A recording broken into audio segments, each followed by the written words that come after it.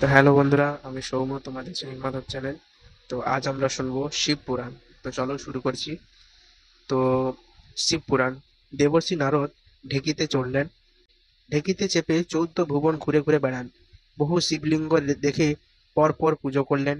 তারপর তার মনে মহাত্মা শিবের তত্ত্ব জানবার ইচ্ছে হলো। পরমেশ্বর মহেশ্বরের রূপ মনে করতে করতে ব্রহ্মার কাছে নিয়ে মনোবাসনা নিবেদন করলেন। প্রজাপতি ব্রহ্মা পাপ বিনাশকারী শিব তত্ত্ব প্রকাশ করলেন। পরবর্তীকালে সেই তত্ত্ব দেবর্ষি নারদ তার শিষ্য মহামুনি বেদব্যাসকে শিক্ষা দেন। শিষ্য সূত মুনিকে তিনি সেই তত্ত্ব কথা অনুগত করালেন। সূত মুনি পরবর্তীকালে নৈমিষারণ্যবাসী মুনিগণের প্রশ্নের উত্তরে দেবাদিদেব মহেশ্বরের সব বিচিত্র লীলা কীর্তন করেন।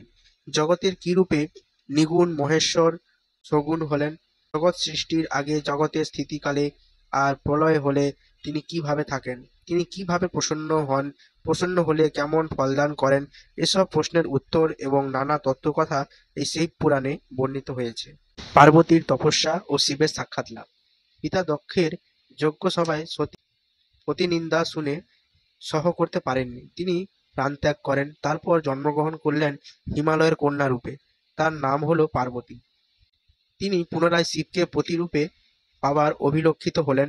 এর কারণে তিনি সখীর সঙ্গে শিবের সেবার জন্য হিমালয়ে যান। সেখানে মদন দহন দেখে তিনি ফিরে আসেন পিত্রালয়ে। তার এখন কিছুই ভালো লাগছে না। নিজের রূপকে ধিক্কার দিচ্ছেন। কোনো কাজে আনন্দ পাচ্ছেন না। মুখে শুধু শিব নাম উচ্চারণ করছেন। সেই সময় নারদমুনি তার কাছে আসেন। শিবকে পাবার একমাত্র উপায় তপস্যা, তা তিনি জানিয়ে দেন। কঠোর তপস্যা ব্যতীত তাকে বশীভূত করার অন্য কোনো উপায় নেই। পার্বতী তখন মহাদেবকে পাওয়ার জন্য তপস্যা করবেন বলে ঠিক করলেন। পিতা হিমালয়কে নিজের মুখে পতি বিষয়ক কথা বলতে তিনি লজ্জা পেলেন না। তাই এ কথা বলতে তিনি দুজন সখীকে পাঠালেন পিতার কাছে। সখীরা হিমালয়ের কাছে গেলেন এবং বললেন, গিরিরাজ, আপনার কন্যা পার্বতী শিবকে পতিরূপে পাওয়ার জন্য তপস্যা করবেন বলে মনস্থির করেছেন। দেবর্ষি তাকে এমন উপদেশ দিয়েছেন, অন্য কোনো উপায়ে দেবাদিদেবকে লাভ করা যাবে না। তাই আপনি পার্বতীকে তপস্যা করার অনুমতি দিন। দুই সখীর কথা শুনলেন হিমালয়। বললেন, এত পরম সৌভাগ্যের কথা আমি খুব আনন্দিত হয়ে অনুমতি দিচ্ছি। তবে তার মা মেনকার অনুমতি নিলে ভালো হয়। যদি তিনিও অনুমতি দেন তাহলে আমাদের গোটা কুলই ধন্য হবে। এর চেয়ে মঙ্গলকর আর কি আছে। তখন দুই সখী পিতা হিমালয়ের রাজের অনুমতি নিলেন এবং তারপর তারা পার্বতী মায়ের কাছে গিয়ে বললেন, আপনার কন্যা দেবাদিদেবকে পতিরূপে পাওয়ার জন্য মহাদেবের তপস্যা করবেন বলে ঠিক করেছেন। এতে গিরিরাজ সম্মত হয়েছেন। এখন আপনি যদি অনুমতি দেন তাহলে পার্বতী মনোবাসনা পূর্ণ হবে। মেনকা সব শুনে দুঃখিত হলেন। কন্যা উমাকে ডেকে বললেন, তুমি পূর্বজন্মে অনেক তপস্যা করেছিলে, তাই তুমি আমাদের কন্যা।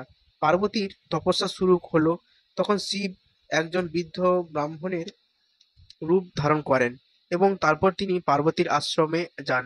আশ্রমে অতিথিকে দেখে পার্বতী তাকে অভ্যর্থনা জানান এবং ফলাদি খেতে দেন।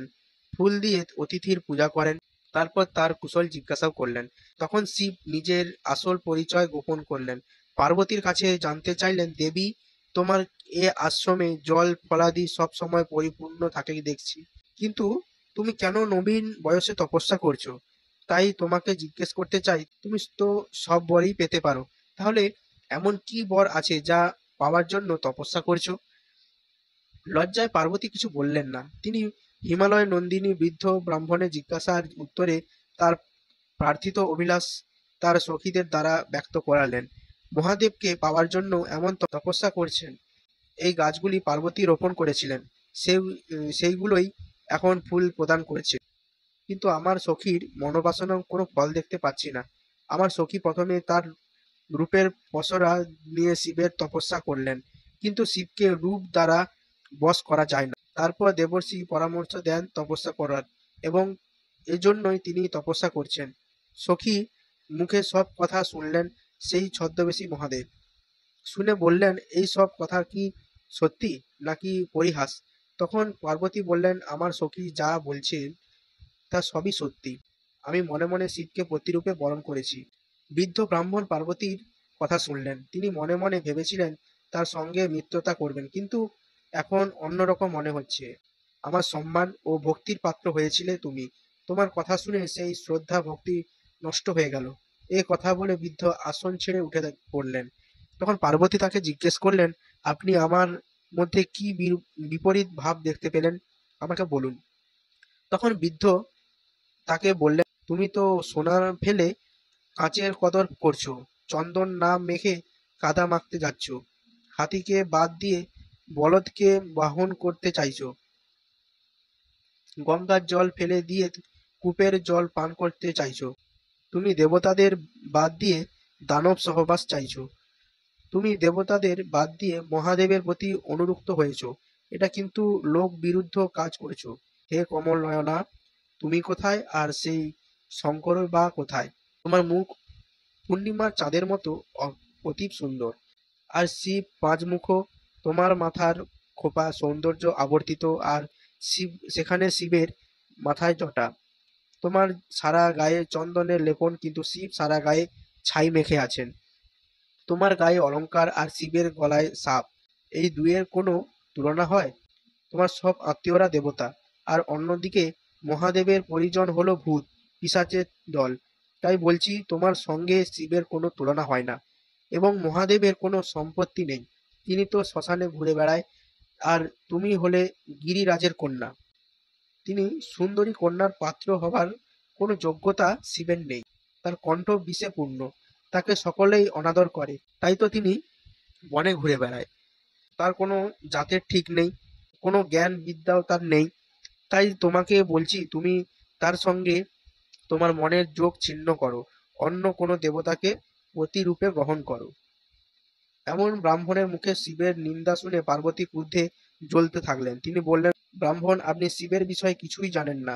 আমার মনে হচ্ছে আপনি কোনো ছদ্মবেশী ব্রাহ্মণ।